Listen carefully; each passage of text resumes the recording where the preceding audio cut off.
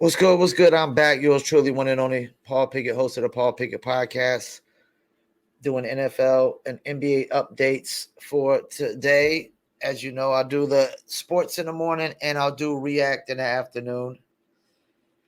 So this is March 24th, 2023. I'm going to go over last night's NBA scores. There was only 4 games last night, so I'm got to go over a ton.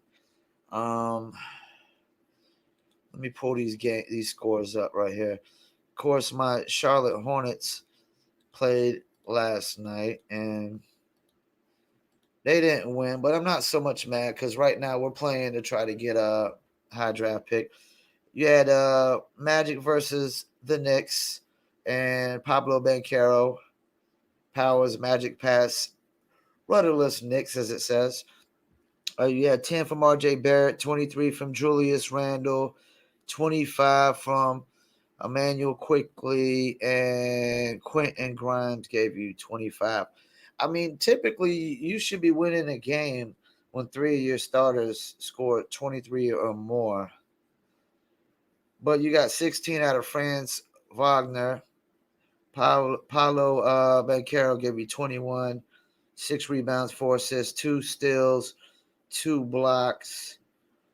16 from Wendell Carter Jr. with 8 rebounds to go with that. And you got the Dukies, the Duke Blue Devil Connect going on with that. And you got 10 from Markel Fultz, 18 from Cole Anthony, former Tar Heel, but my least favorite, and 11 from Maurice Wagner. I like Orlando's chances going forward, man. They're just young right now. They're just like young. They just need experience. I think Franz Wagner, this is only like his second year. Yeah, he's only got 1 year experience under his belt. You got Paulo.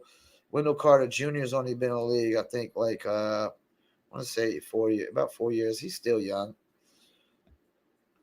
Markel Fultz still young. Cole Anthony still young. Markel Fultz. I mean, he's only 5 years in the league, and he had that. I guess you say it was a Ben Simmons like issue, but Ben Simmons' issue is going to be permanent. Cole Anthony, it's only his second year in the league, and Cole Anthony coming off the bench. I mean, that's a pretty good bench player to be having. So we got Cavs, Stud Nets. I think it was a comeback. I didn't watch the game. They would beat them 116 or 114.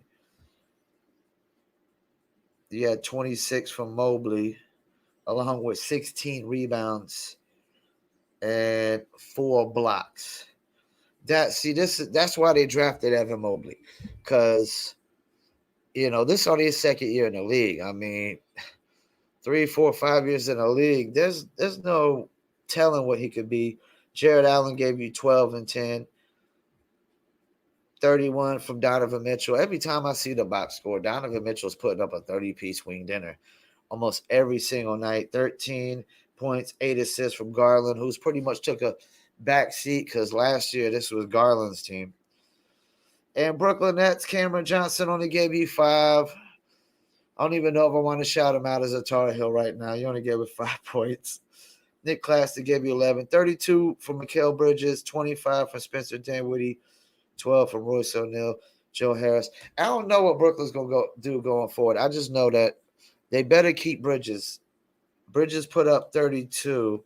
Last time I looked, he was averaging 19 a game. He's going to probably be he keeps it up. He could actually get 20 a game by the end of the season, even with those few games left. He's been putting up 20 points and 30 points ever since he's got to Brooklyn. I've been saying it's the best thing that's happened in his career, probably. And Spencer Dinwiddie, he's probably going to constantly get bounced around. I mean, he's back at Brooklyn where he pretty much started. My Charlotte Hornets played New Orleans Pelicans. Did I expect us to win? No. And did I want us to win? No, because we need to get either the number 1 or the number 2 pick. If not, I don't know what's going to go on in Charlotte.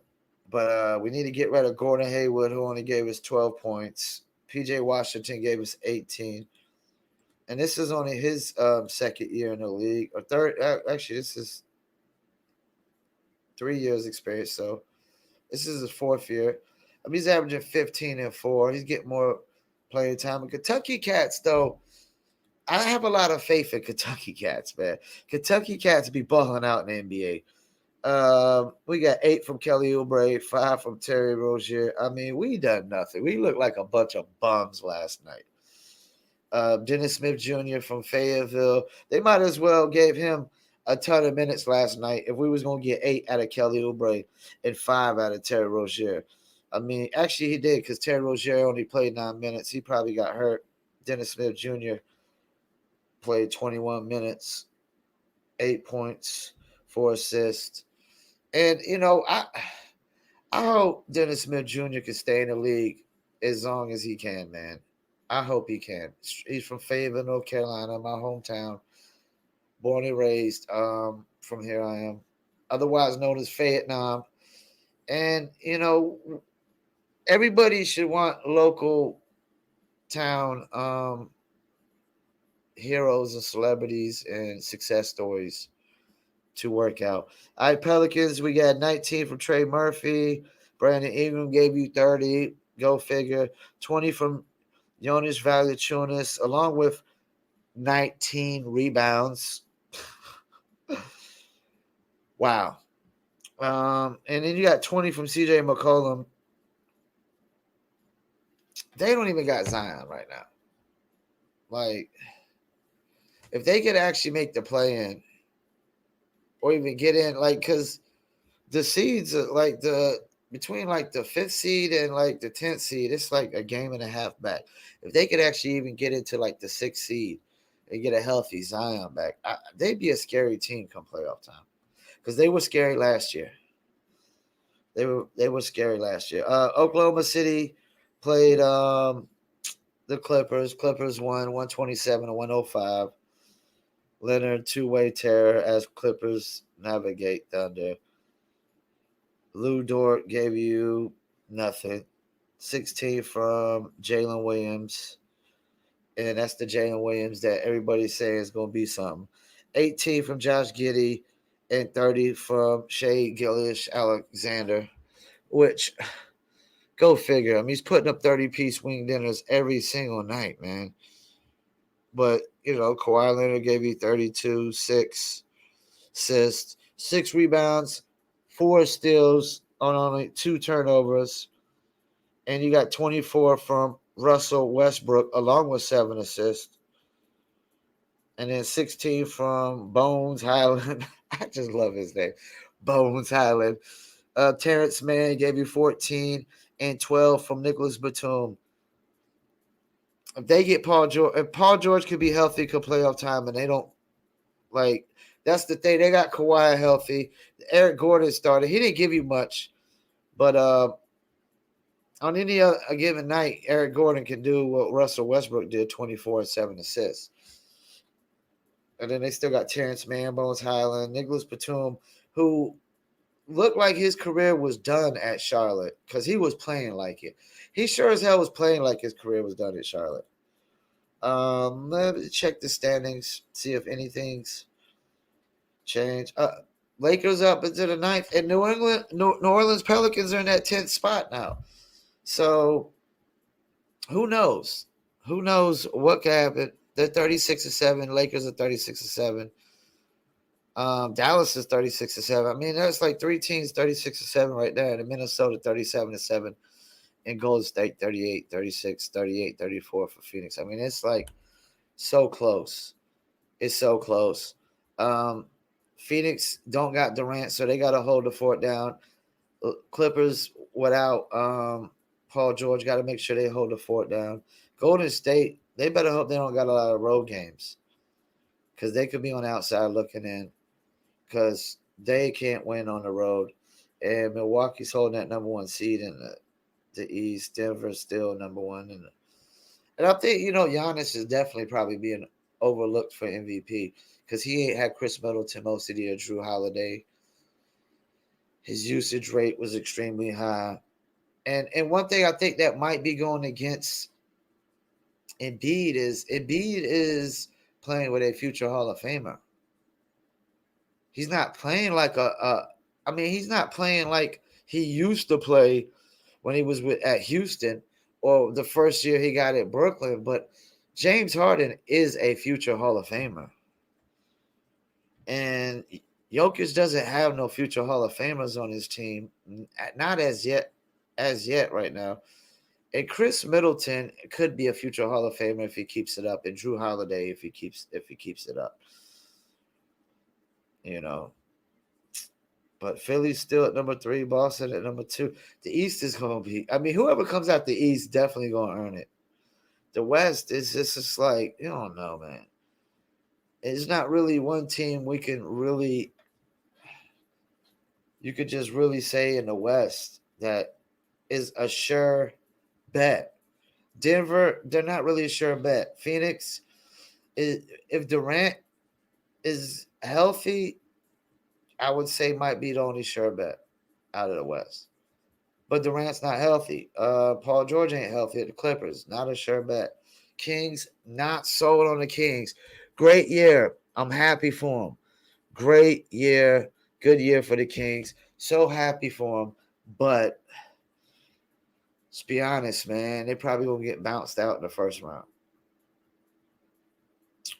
If they play Golden State in the first round, there's no way I believe they beat Golden State. No way, no how. And like the East, man, you probably got Milwaukee's damn near sure bet.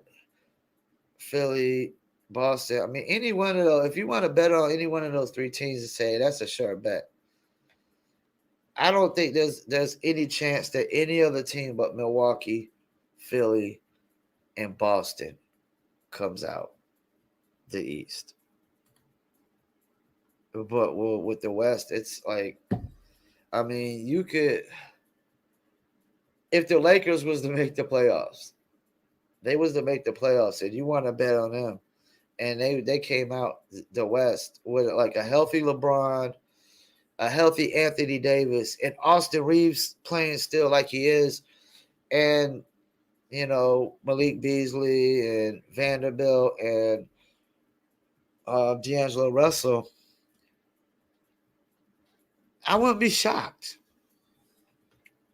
I wouldn't put my money on them, but I wouldn't be shocked at all. And do I see any NBA news that's significant right now? It said LeBron might return before the end of the season. We're right there at the end of the season. It's almost over.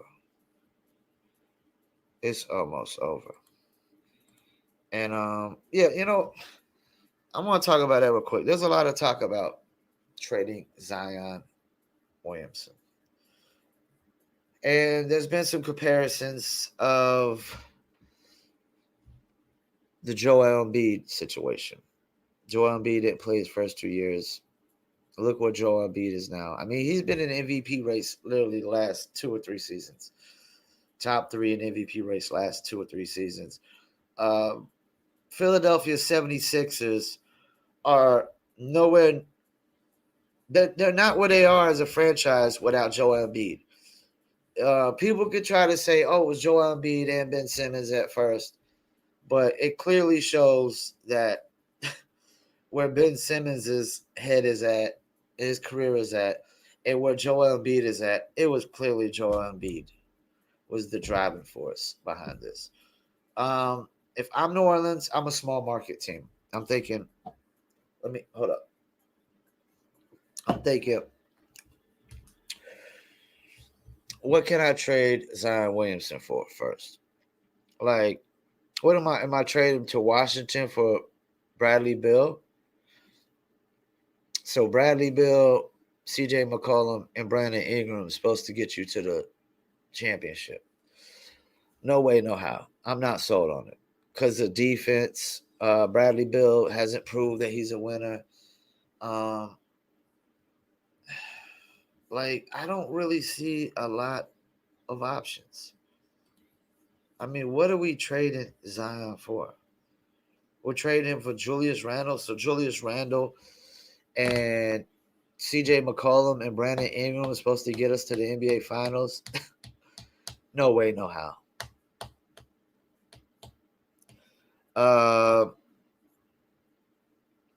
Are we trading for Karl-Anthony Towns? Karl-Anthony Towns, Brandon Ingram, and CJ McCollum. Is that getting you to the NBA Finals? I'm going to say no. I'm going to say no. Once again, defense. Defense.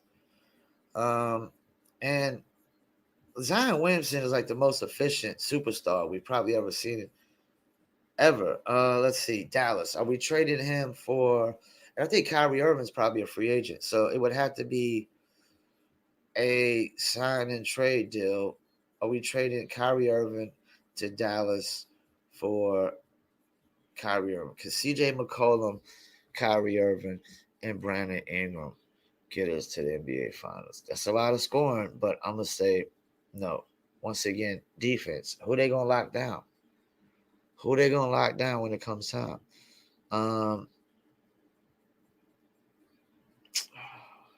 Shit. I just don't see a lot of places that...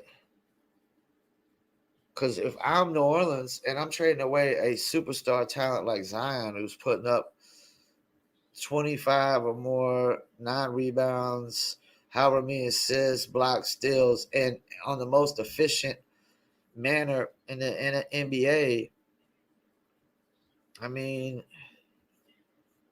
who am I trading? Trading Chicago for Zach LaVine or DeMar DeRozan? That doesn't get you to the NBA Finals. Am I trading them to Atlanta? I'm going to tell you what now. I'm pretty sure Atlanta would trade John Collins for Zion Williamson in a heartbeat. And if I'm Atlanta, I take that.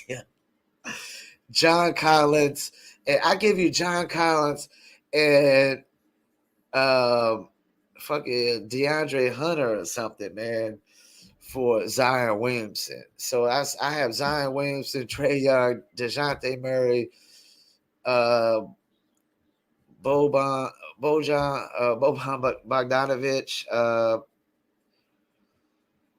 like, oh my gosh, Zion, Trae Young, DeJounte Murray, Clint Capella, and whoever else they got. Yeah, man, Atlanta would be... There's not a lot of places that you could trade Zion for. Because if I'm New Orleans, I want a star player back. And I don't want Bradley Beal. I don't want John Collins. I don't want Zach LaVine. I don't want Julius Randle. Not for Zion Williamson. I'm with Antonio Daniels on this. You gotta just play it out, man. You gotta play it out. You gotta just bet on Zion is going to figure it out. Because Zion, a healthy Zion, the Pelicans were like number 2 and number 1 and 2 in the West before Zion gets hurt. And that's without Brandon Ingram. Without Brandon Ingram. So, and that's the thing. When you're a small market team, the only way you're going to win a championship is to draft like Golden State. Golden State was a small market team before they drafted Steph Curry, Klay Thompson, and Draymond Green. They were a small market team because they weren't even a bigger market team than the Clippers. They weren't. No, not at the time, because Clippers were LA. You see how big of a market team Clippers they've made the Clippers now. You know, Golden State was not that big of a market. And I would argue most of the teams in the West aren't that big of a market. Dallas is not a big basketball market. Denver is not a big market. Phoenix is not really a big market. Sacramento is not a big market. Memphis is not really a big market. A lot of small markets in the NBA period, though. Milwaukee's a small market. Cleveland's a small market. Knicks are a big market, but nobody even wants to go play there. Philadelphia is a big market, but everybody ain't running to go sign at Philadelphia. Miami is a big market now. Boston's a big market. Chicago's a big market, but everybody ain't going there. Brooklyn's a big market because it's in New York. Atlanta's a big market, but nobody's running there. That's the thing. Like, there's only like a few teams that superstar players are really just thinking about going playing for when they leave their teams.